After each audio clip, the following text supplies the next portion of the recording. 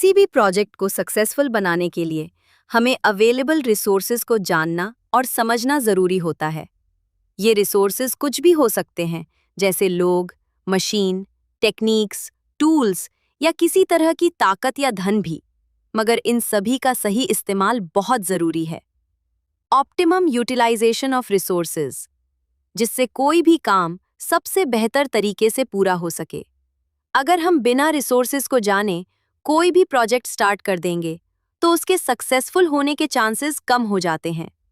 इसी तरह लाइफ में भी सक्सेस के चांस बढ़ाने के लिए हमें अपने स्ट्रेंथ को जानना चाहिए, अपने स्ट्रॉन्ग पॉइंट्स और वीक पॉइंट्स दोनों को। एक बार जब हमें पता चल जाता है कि हमारे पास क्या है और कितना है, तो हम उसके अकॉर्डिंग प्लान बना सकते हैं। हम सभी लोग कुछ शक्तियों या गुणों के साथ पैदा होते हैं।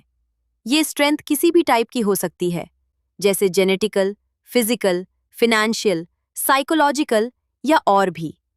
एक और मेजर स्ट्रेंथ है जिसे इग्नोर किया जाता है या कम करके आंका जाता है, डिवाइन स्ट्रेंथ।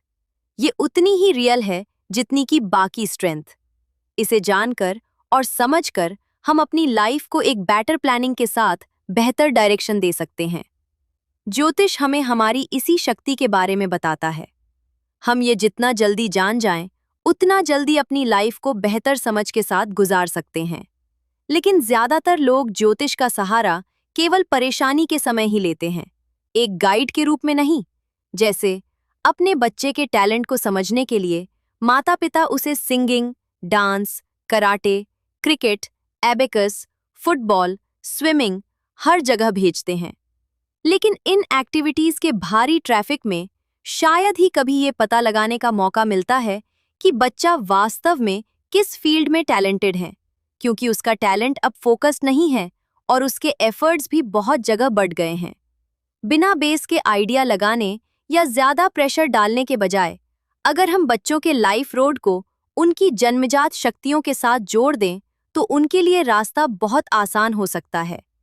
ज्योतिष आपके लिए डिसीजन नहीं लेता, आपको सिर्फ ऑप्शंस दिखाता है। ये बताता है कि स्टार्स आपको कहाँ सबसे ज्यादा सहयोग दे रहे हैं। जैसे जब यूनिवर्स का प्लैनेटरी सपोर्ट फ्लो 80% आपके ही डायरेक्शन में बह रहा हो, तो किनारे तक पहुंचने के लिए आपको केवल 20% ही नाव चलाने की जरूरत होती है। लेकिन वो ही 80% फ्लो अगर आपके ऑपोजिट डायरेक्शन में हो, तो आपको किनारे तक पहुंचने के लिए काफी ज्यादा जोर लगाना होगा।